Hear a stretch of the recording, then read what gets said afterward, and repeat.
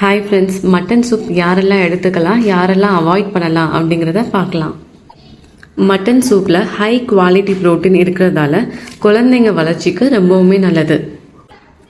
Mutton சூப்பில் iron, zinc, vitamin A போன்ற முக்கியமான நியூட்ரியன்ஸ் இருக்கிறதால இம்யூன் ஃபங்க்ஷனுக்கு ரொம்பவுமே நல்லது.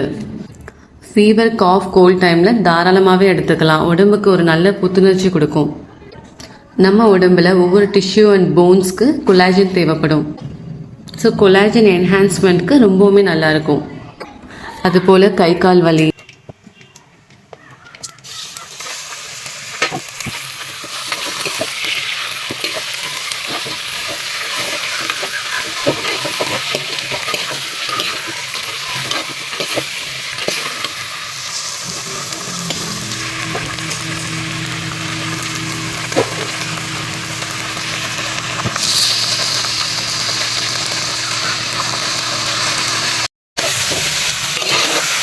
அதுபோல் கை கால் வலி, மூட்டு வலி பிரச்சனை இருக்கிறவங்க தாராளமாக எடுத்துக்கலாம்.